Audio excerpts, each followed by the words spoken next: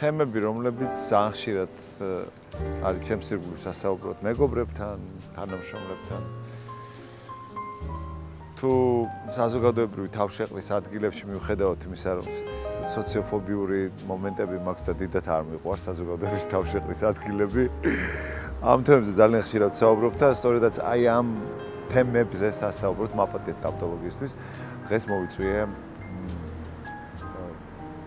არაჩვეულებრივი ადამიანი, განათლებული ძალიან, ყველასთვის ძალიან საყვარელი პირველი საჯარო სკოლის დირექტორი ნატომ გელაძე, რომელთანაც ალბათ საინტერესო დიალოგი გამოგვივა ძალიან, მიუხედავად იმისა, რომ ის არის მართლა იშვიათი გამონაკლისი, როდესაც არათუ ჩრდილში ყოფნა უყვარს, უბრალოდ აკეთებს თავის საქმეს დიდი სიყვარულით.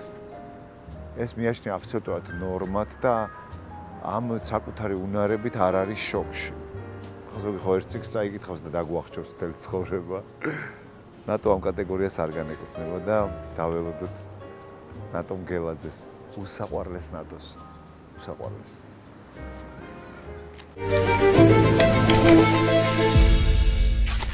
მოგესალმები. დილამშვიდობისა, დიდი მადლობა ესეთი წარდგენისთვის. კი, ნამდვილად დიდი დღეა, მნიშვნელოვანი დღეა და ამ დღის შენთან ერთად გატარება მე ვფიქრობ ძალიან კარგი გადაწყვეტილება იყო. არ დაგიმალავთ. ნატო ჩემი ძალიან დიდი ხნის მეგობარი არის. ძალიან მიყვარს და ძალიან დიდ პატივს ვცემ. როგორ ხარ ნატო? დავიძრათ თან ვისეირნოთ ცოტა. კარგად, დიდი მადლობა. ამდენ წელია ხარ პირველი საშუალო სკოლის დირექტორი, საჯარო სკოლის დირექტორი? მერვე წელი სრულდება, მერვე წელი მიმდინარეობს. რაც პირველი მაქვს პატივი რომ ვიყო აი ამ არაჩვეულებრივი ადგილის. რა ხალხი ამ 8 წელმა მოახერხა და აი გადირექტორდი თუ ვერ მაინც ეს ცოტა რთული მძიმე. როლში შევედი თუ არა ამბობ. იცი როგორ არის აი ასეთი რაღაცა შეგრძნება რომ აი ხა მე დირექტორი გავხდი არასოდეს მქონია. ყოველთვის მქონდა განცდა რომ ეს არის ადგილი, სადაც მუშაობა არის ჩემთვის პატივი და ძალიან დიდი პასუხისმგებლობა და აი ეს ორი ემოციის კომბინაცია ყოველთვის მაიძულებს რომ ვიყოს ფორმაში, შევეცადო რომ ვიყო ფორმაში, შევეცადო რომ რაღაც ხაზები არ გადავკვეთო და თუ გადაიკვეთა უკვე იქ ვიმუშაოთ როგორ გამოსწორდეს, მაგრამ როგორც ასეთი აი დირექტორი ვარ და მე რაღაც განსაკუთრებული პერსონა ვარ, აი ესეთი შეგრძნება იშვიათად მაქვს ხოლმე, მაგრამ ვცდილობ რომ აი ამას არ მივცე განვითარება და იმიტომ რომ ამას ვიცი რომ სხვაგან შეიძლება ასე ვთქვათ სხვაგან შეიძლება ამ ემოციამ წამიყვანოს ასე რომ ძალიან ჩვეულებრივი ერთი თანამშრომელი ვარ აი ამ დიდი დაწესებულების. რა ბედნიერია ამ სკოლის აღსაზრდელები, იმიტომ რომ მე ერთხელ მახსოვს მე მგონი თუ არ ვწდები თენგიზ აბულაძეზე ამბობდნენ რომ გადასაღებ მოედანზე ვერ გაიგებდი, უცებ რეჟისორი იყო, თუ იყო, ანუ იმდენად ალბათ მანამდე აგვარებდა ძირითადად საკითხებს, რომ ეს რაღაცა ის მენტორული რაღაცა არ ქონდა ალბათ გადაღების ამ გადასაღებ მოედანზე და იმის თქმა მინდა რომ მე ხაც თულად წარმომიდგენია რომ სკოლაში მოვიდე შენთან და მე მგონი ძალიან გაჯერებული ხარ მთლიანად ამ ბავშვებში, პედაგოგებში და სულაც არ გაქვს ეს რაღაცა ის დირექტორი რომ გამოივლის და უცებ ცივი ქარი რომ ჩამოგავს გაიყინება ეს განწყობა არ არის მხოლოდ ჩემი მე რომ მაქვს რაღაც ეგეთი დამოკიდებულება ზოგადად უკვე მოვიდა ის დრო როცა დირექტორის გამოჩენაზე როგორც ჩვენს ბავშვობაში ხდებოდა ეს ემოცია რასაც ამბობ აბსოლუტურად მახსოვს მეც ჩემი სკოლიდან მაგრამ აქ სხვა ემოცია მოდის რა იმ მოსწავლეებთან ურთიერთობის დროს რასაკვირველია არასოდეს მავიწყდება რომ დირექტორი და არც მათ ავიწყდებათ, მაგრამ უფრო სასიამოვნოა, როცა ისინი გთვლიან ადამიანად ვისთვისაც შეიძლება იყო რაღაც პრობლემის გამზიარებელი, მსმენელი. აი მეგობარი ცოტა ისეთი ნათქვამია, მეგობრობა კიდე სხვა რანგია და არ ვფიქრობ რომ მაინც მოსწავლების მეგობარი უნდა ვიყოთ, თუმცა საიმედო ადამიანი, რომელთანაც შეიძლება მისვლა და ემოციის გაზიარება, თუ ვახერხებ და აი ამ როლში ვრჩებ მეგობრები ეს უფრო სასიამოვნოა ვიდრე მათთან მეგობრობა.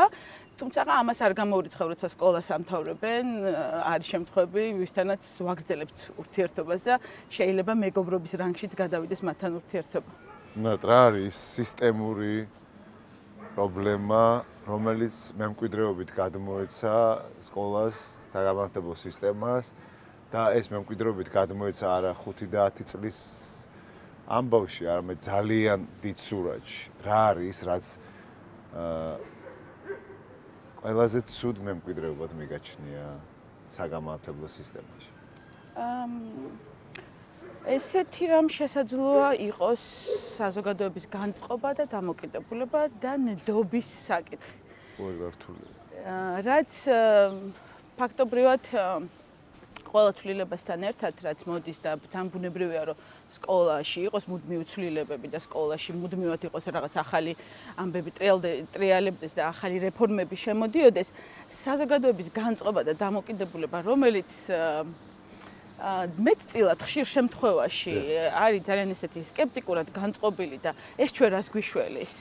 ეს საკმარისია, ეს ამის გარდა არაფერი გჭირდება, აი ესეთი ფორმულირებით და სხვა ფორმულირებით გამოხატული დამოკიდებულება ხშირად იწვევს იმას, რომ სრულფასოვნად შეიძლება რესურსი სრულფასოვნად რაღაცნაირად ვერ შევძლოთ ჩვენ და ვერ გამოვიყენოთ. ანუ თანადგომის თვალსაზრისით და ნდობის თვალსაზრისით საზოგადოების ძალიან ბევრი მუშაობა გვჭირდება, რომ მოვიპოვოთ ეს ნდობა.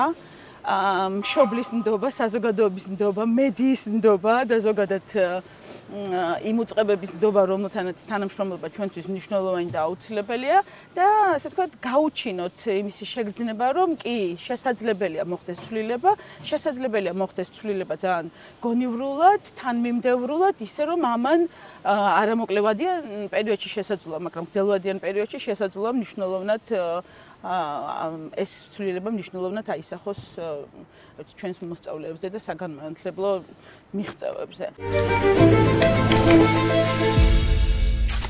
დღემდე საჯაროა შეფასება ბავშვების ქულებიდან, ნიშნებით? კი, არის ფუტულ გულისხმობთ არის თუ არა ეს გამჭვირვალე.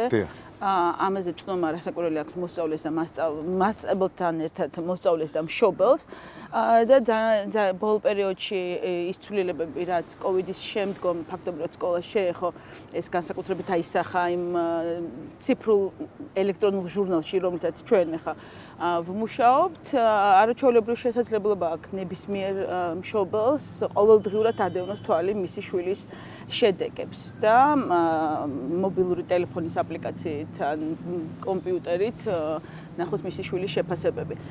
კი, არის საჯარო, თუმცა მხოლოდ იმ ადამიანებისთვის, ვისაც ეს ეხება და ბუნებრივია მისი გასაჯაროება სხვებისთვის, მესამე პირისთვის ამის გადაცემა ბუნებრივია არ შეიძლება. მაგრამ ეს ნაწილი მაინც ჯერ კიდევ ძალიან დიდ გამოწვევად რჩება და საინტერესოა, რატო გეკითხები, იცი?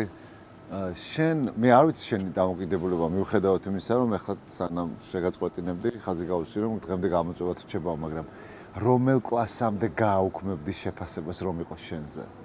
საერთოდ გავაუქმებდი პირველი 12 კლასის ჩათვლით და ცოტა სხვა ფორმას მივცემდი. მართალია განმავითარებელი შეფასება აქვს პირველი მე-5 კლასის მოსწავლეებს, მე-5 კლასის მეორე სემესტრამდე და შემდგომ შემოდის ნიშნები, მაგრამ აი ეს დამოკიდებულება მაინც ნიშნით შეფასებასთან დაკავშირებით, რაც ტრადიციულად მოსდევს სკოლას.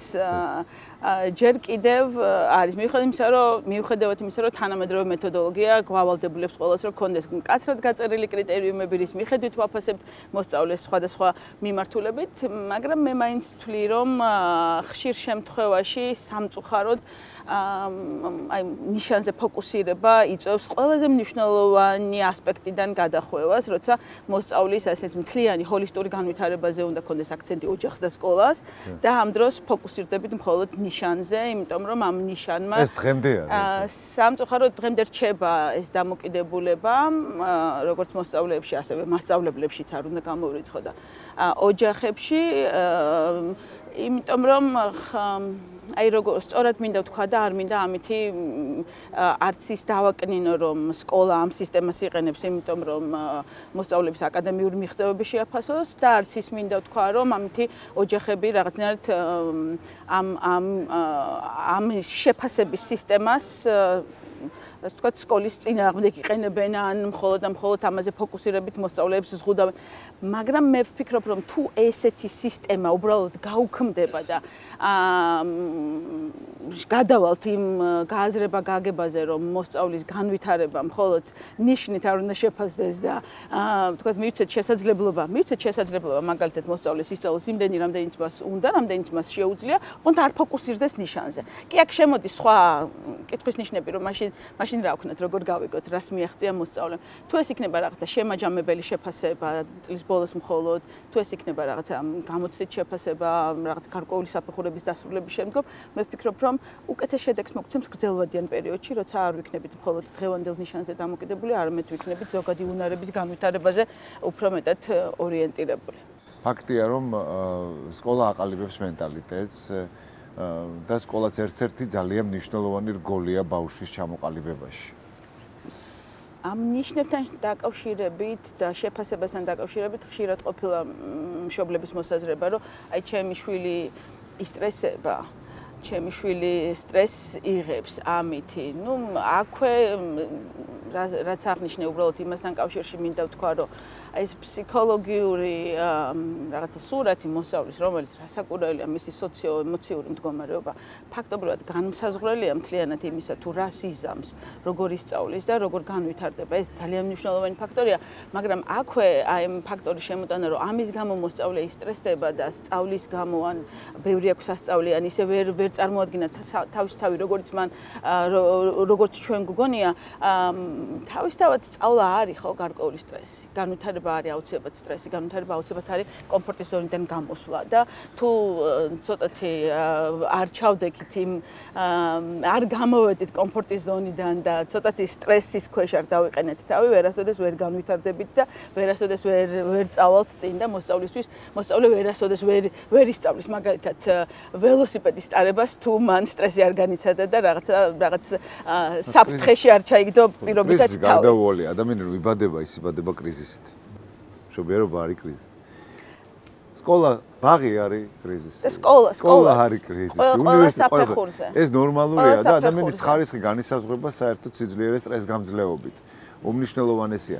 მაგრამ საინტერესო რა არის, არ ვიცი მე რამდენად თანამედროვე ახალი თაობისთვის მორგებული მეთოდებით ხელმძღვანელობთ, როდესაც ჩვენ მათ წვრთნით და ვხდით უფრო სტრესგამძლეებს. სოციო-ემოციური სწავლება ძალიან მნიშვნელოვანი კომპონენტია, რომელიც ჩვენ თანამედროვე სკოლაში აქტიურად ინერგება და ამას აქტიურად ვახორციელებთ, როცა ზუსტად ამისთვის ვამზადებთ მოსწავლეებს, რომ აი მედეგობა გამოუმუშაოთ რაღაცის მიმართ უფრო მეტი რეზისტენტულობა.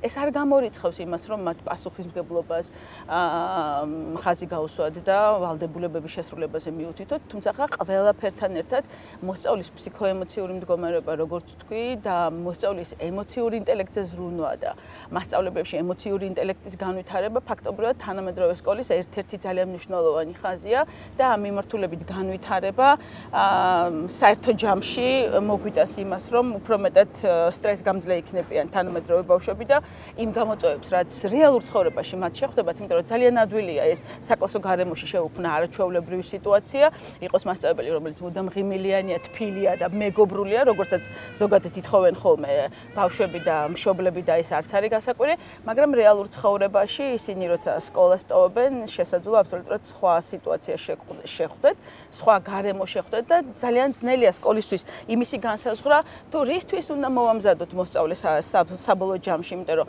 2025 წელს სკოლაში შემოსული მოსწავლე 12 წლის მერე, რასაც რა ქვეყანაშიც მოხდება, რა სოციუმშიც მოხდება, ამისი წინასწარ განჭვრეტა ყოველთვის არის რთული, რა უნარები დასჭირდება, რა ცოდნა და რა გამოცდილებით უნდა გაუშვათ სკოლიდან ეს არის ძალიან რთული, თუმცა იმისი განსაზღვრა რომ მოსწავლეს უნდა კონდეს ის ფუნქციურ კომპონენტური უნარები განვითარებული, რაც არის თანამშრომლობა, პასუხისმგებლობის გრძნობა, კრიტიკული ანალიტიკური უნარები, ისეთი უნარები, რომელიც ჩვენ ყოველდღიურ ცხოვრებაში განსაზღვრავს იმას, თუ რამდენად მედეგი ვართ სტრესის მიმართ, რამდენად შეგვიძლია დაბრკოლებები გადავლახოთ და ორიენტირებული ვიყოთ რაღაც მომავალზე. ამიტომაც აი ამისი გათვალისწინებით უნდა განვიხილოთ სკოლის როლი, შეფასებაც ამ კომპონენტებში უნდა გაუშვათ და ამ თვალსაზრისით უნდა შევხედოთ და საერთო ჯამში ეს სულ სხვანაირ სკოლას ქმნის და ზუსტად ამის გამოც არის სკოლაში მუდმივი ეს турბულენტობა და ცვლილებები, რომელიც ამ ეპოქისთვის გარდაუვალია. სხვათა შორის ერთ-ერთი საიმედო საგანი, რომელიც სკოლას დაემატა, სხვათა შორის ძალიან ბევრი მყავს მეგობრები მათ შორის, სამოქალაქო საგანი დაემატა. ზუსტად აღარ მახსოვს როგორ ქვია. სამოქალაქო განათლება და მოქალაქეობა ორი საგანია, რომელიც ერთ ნაწილში განიხილება. აი სამოქალაქო განათლება, ეგ ხო რეალურად ძალიან საინტერესო საგანია და თან ახალი საგანია. როგორც მივხვდი, ეს საგანი პარალელურად იძლევა იმპროვიზირების საშუალებას. ზოგადად ამ საგანზე თუ საუბრობთ, მინდა ვთქვა, რომ არც თუ ისე ახალი საგანია, მაგრამ ჩვენ არ ვსწავლობდით სკოლაში. ბოლო პერიოდში ასევე სამოქალაქო განათლებასთან ერთად დაემატა მოქალაქეობა და ფაქტობრივად მე-7 კლასიდან მოსწავლეებს აქვთ იმის საშუალება, რომ აი ისეთ საკითხებს შეეხონ, როგორც არის ტოლერანტობა, პასუხისმგებლიანი მოქალაქე როგორ უნდა გახდეს, მათ შორის როგორ უნდა გაუმკლავდეს გამოწვევები და ბევრი სხვა საკითხი, რომელიც საბოლოო ჯამში განათლების მიზნებში აისახება როგორც ასე ვთქვათ, პასუხისმგებლიანი მოქალაქის აღზრდა, ეს არის ჩვენი ერთ-ერთი ამოცანა და ამის ირგვლივ რა საკითხებით შეიძლება მოიაზრებოდეს, ყველაფერი არის თავმოყრილი ამ საგანში. მათ შორის მე-3 კლასიდან იწყება ესეთი საგანი მე და საზოგადოება, რომელიც ზუსტად მიმართულია იმისკენ, რომ მოსწავლის აზროვნება ამ მიმართულებით განავითაროს. ერთხელ ნათია ფანჯიკიძემ თქვა ესეთი რაღაც, რომ სანამ სეანსზე წახვალ ფსიქოლოგი უნდა იყო აბსოლუტურად გაწმენდილი, ხა ცოტა ისე მეტაფორულად, ანუ მზად უნდა იყო, რომ ეს პროცესი მართო და მე-3 კლასიდან რა საგანი იწყებაო რა მითხარ? მე და საზოგადოება. მე და საზოგადოება. ახლა წარმომიდგენია პედაგოგი, რომელიც მე და საზოგადოებას საგანს აიღებს მე-3 კლასელებისთვის. ძალიან რთული გამოწვევაა. პედაგოგების თემაში რა ხდება? ანუ მე თან უხერხულია ეს რომ ამ კითხვას რომ ესე გისვა, იმიტომ რომ ხარ კონკრეტული სკოლის კონკრეტულად დირექტორი და შესაბამისად მე მესმის რომ ძალიან თუნდაც გარკვეული სისტემური კრიტიკული მოსაზრებები რო გაგაჩნდეს ამ პროფესიასთან მიმართებაში, დარწმუნებული ვარ რომ კორექტულობის დაცვა უმნიშვნელოვანესია და ეს არ გაგიჭირდება შენ. მაგრამ ისეთი საგანი, რომელიც თანამედროვე ყოფაში გახდა აუცილებელი და ეს ჰაერიდან ხო არ მოსულა ეს საგანები, ანუ იმის პრეტენზია ხო არ არის, არა აღმოჩნდა რომ ჩვენ ეს გარკვეულ კუთხით ეს საგნები ასათვისებელი გვაქვს და უნდა შევისწავლოთ. მე მახსოვს ჩემი პერიოდი სკოლაში. ღმერთო, ეს რა იყო? შინელება იყო. პედაგოგს შეეძლო რას გავხარე თქვა, ვინ გაგზარდა ის მიმართვები იყო საოცრება ახლა ხოცები ხო თან მე სამწუხაროდ ვარ იმ თაობის, სადაც პედაგოგს ჰქონდა სრული უფლება ბავშვების ფიზიკური დაშლის. ხახნო, პედაგოგები ფიზიკურად ძალადობდნენ ბავშვებზე და ეს იყო ნორმა, სცემდნენ ბავშვებს.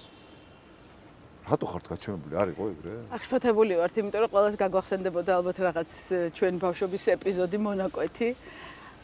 ჯოხით ისხდნენ მუსიკის მასწავლებლები და ურტყამდნენ ბავშვებს და მე ვიცი მუსიკის მოძულეთაობა, რომელსაც ამის გამო ძულდა მუსიკის მასწავლებელი. მუსიკას ძულდა მთლიანად, რომ იცოდა რომ აი დღეს სკოლა არის, სკოლაში მასწავლებელი არის ძალიან თავისუფალი. ჩვენ საგვიმართლა ესეთი დირექტორები რო ყოლოდა. ძალიან თავისუფალია დღეს პედაგოგი სკოლაში. ვგულისხმობ იმ ჩარჩოებს, რა ჩარჩოში შესაძლოა მასწავლებელი წლების წინ იდგა. თავისუფლება, შემოქმედებითობა და ინტერდისციპლინური სწავლება. მე არ ვარ სამოქალაქოს მასწავლებელი, თუმცა ის საგანი, რომელსაც მე შეიძლება ვასწავლიდე, აბსოლუტურად კვეთდეს იმ თემებს, რომელსაც სამოქალაქოს პედაგოგი ასწავლის. ესე იგი, ნაწილობრივ ყველა პედაგოგმა უნდა შემოიტანოს ეს საგანი პროცენტულად. არა მარტო ეს საგანი, არამედ მაგალითად მე არ ვარ გეოგრაფიის მასწავლებელი, მაგრამ ჩემი საგნის სწავლების პროცესში ინტერდისციპლინური კვეთა აი ამ საგანთან, ისტორიასთან, ლიტერატურასთან, გეოგრაფიასთან. სხვადასხვა საგანთა შორის კავშირი, როცა მაქვს მე ჩემს გაკვეთილზე და ამით მოსწავლეებს ვაჩვენებ, რომ ეს არ არის განყენებული. არ უნდა ისწავლოს ისტორია განყენებულად, ეს არ არის ცალკე დისციპლინა, რომელიც ფაქტებზე და რაღაც მოვლენებზე არის მხოლოდ ასახული, ხო? აი მის თუ მასწავლებელი ახერხებს იმას, რომ ისტორიის პედაგოგი ამ ეპოქის მოვლენებს სხვადასხვა ჭრილში განიხილავს იმ პერიოდის ლიტერატურაში როგორ აისახა ეს მოვლენები, იმ პერიოდის რა ვიცი, ზოგადად მეცნიერებაში რა ხდებოდა ამ პერიოდში და ამას გაკვეთილზე შეუძლებელია გაკვეთილზე ყველაფერი ვასწავლოთ, მაგრამ გაკვეთილზე უნდა მიუთითოთ რაღაცები, ვაჩვენოთ გზები, შემდგომ თვითონ როგორ განვითარდეს და გაუჩინოთ ინტერესი და ცნობის მოყვარეობა იმისთვის, რომ მე უკვე მოსწავლემ თვითონაც გააგრძელოს კვლევა. ამიტომაც სამოქალაქო საგანი ცალკე დამატებამ კიდევ უფრო მეტი პასუხისმგებლობა შეეძინა სკოლას და მასწავლებლებს გაგვიჩინა კიდევ უფრო მეტი პასუხისმგებლობა, რომ აი ეს ამ საგნის ინტეგრირება მოვახდინოთ ჩვენი საგნის კონტექსტში და რაც შეეხება თანამედროვე მასწავლებელს, უსაზღვრო შესაძლებლობები გვაქვს და ფაქტობრივად გვაქვს საშუალება, რომ არ ვიყოთ ლიმიტირებული რაღაცა ერთი კონკრეტული რაღაცა გეგმის ფარგლებში და მივცეთ შესაძლებლობა კლასის ინტერესებიდან გამომდინარე მოსწავლეებს მივცეთ იმდენი, რამდენიც მათ შეუძლიათ და ზუსტად აი აქ შემოდის აი დღევანდელი სკოლის წინსვლა იმისკენ, რომ თუ მოსწავლეებს ვაძლევთ თანაბარ, ასე ვთქვათ, თანასწორობის შეგრძნებას და ეს მნიშვნელოვანია, ხო? ყველა მოსწავლე ღირსებით უნდა მოვეკიდო და თანასწორობის შეგრძნება უნდა მივცეთ, ვაძლევთ ერთნაირ სახელმძღვანელოებს, ასე ვთქვათ, ერთი და იგივე სიტუაციაში ვაყენებ და უქმნით ხელსაყრელ პირობებს, ასევე უნდა მივცეთ თანაბარი შესაძლებლობები საკუთარი უნარების, ასე ვთქვათ, გამოჩენისა და განვითარებისთვის, იმიტომ რომ თანასწორობა მხოლოდ უკვე აღარ არის საკმარისი, რა არ არის საკმარისი, ყველას ქონდეს ერთი წიგნი და ყველა იჯდეს ერთი და იგივე მერხთან. თანაბარი შესაძლებლობებს თუ შეუქმნით და გაუჩენთ ინტერესებს, რომ ვისაც რა აინტერესებს, დაიწყოს სწრაფვა იმისკენ, სკოლა ამას სრულფასოვნად ერთ გაკვეთილზე ვერ შეძლებს. უბრალოდ უნდა კონდეს განცდა მოსწავლეს, რომ მას გაუჩნდა ინტერესი და მისი ცნობის მოყვარეობა ამ საკითხის მიმართ შეიძლება უფრო მეტად გაღრმავდეს და ამაში დაეხმაროს ამა თუ იმ საგნის მასწავლებელი. აუცილებლად მინდა კითხომშობლების ჩართულობა ამ პროცესში რამდენად ჯანსაღია და საიდან არის შთაგონებული კითხვა. ესე იგი, იქიდან გამომდინარე, ძალიან რთული კითხვა. ხო, შეიცვალა გარემო და ჩვენ სეზონის გარეთაც ტურისტებით სავსება. ბათუმი ადრე იყო, სეზონი ივლისი, აგვისტოს ქალაქი, დამსვენებლებისთვის და მე აბსოლუტურად სტაგნაციაში შედიოდა სამონასტრო რაღაცა ის 7 წყნარი. ეხლა მთელი ზამთრის სეზონზე, ანუ ქალაქი ძალიან ბევრს თავაზობს უსეზონოდ ცხოვრებას და ეს ძალიან მაგარია. ცხოვრობ სეზონის გარეშეც ნორმალურად, აბსოლუტურად. მაგრამ ძალიან ხშირად ბუნებრივია თვალყურის დევნების საშუალება გვაქვს. უცხოელი მოქალაქეები თავიანთ შვილებთან ეს იქნება კაფე-ბარებში, მაღაზიაში, ქუჩაში.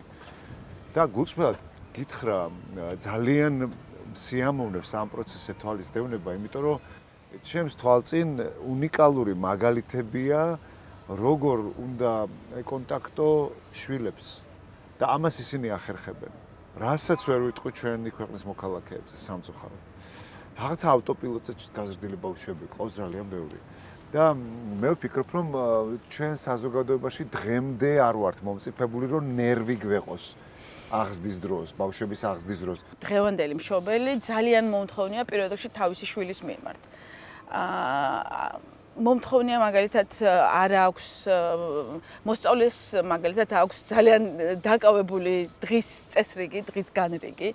ის აუცილებლად სასკოლო განათლების პარალელურად აუცილებლად ხშირ შემთხვევაში დაკავებულია ძალიან ბევრი სხვა აქტივობით, რაც შესაძლოა გონივრულ რეჟიმში არ იყოს ცუდი, მაგრამ დაკავებულია ძალიან ბევრი სხვადასხვა აქტივობით და მოსწავლეს ბავშვს არ აქვს დრო იყოს ცოტათი თავისუფალი და მისცეს მის თავისუფალ ინტერესებს რა ვიცი გასაქანი.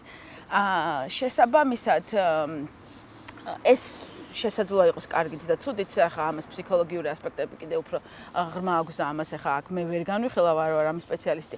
მაგრამ მე მაინტერესებს ბავშვი, რომელიც არის დასვენებული სკოლაში, როცა მოვიდა არის დასვენებული, ემოციურად მდგრადი და მხოლოდ არ არის ორიენტირებული იმაზე, რომ გაიმარჯვოს რაღაცა მოახერხოს, რაღაც შეძლოს. მინდა რომ ეს სკოლა განიხილოს როგორც აი ცხოვრების პარალელურად დიდ ნაწილს რახან ჩვენთან ატარებს, მინდა რომ აქ იყოს ადამიანი, რომელიც ასევე საგნების სწავლებასთან ერთად ურთიერთობს, იძენს სოციუმს, ურთიერთობს არა მხოლოდ თავის თანატოლებთან, არამედ უფროსებთან და აძლევს ასევე თვითონაც არის გამცემი რაღაც ემოციის და ბუნებრივად მიმღები. მაგრამ თანამედროვე მშობელი ხშირ შემთხვევაში მომთხოვნი არის სკოლის მიმართ, რაც არის კარგი, კი უნდა მოგთხოვოს შევასრულოთ ჩვენი როლი, მაგრამ მეტწილად მშობლებისა არ მინდა ეს მშობლების მიმართ საყვედურად უნდა ჩამითვალოს, მაგრამ რეალობა არის ასეთი, როცა მშობელი არ თანამშრომლობს სკოლასთან, მხოლოდ ითხოვს სკოლიდან ისეთ რაღაცებს,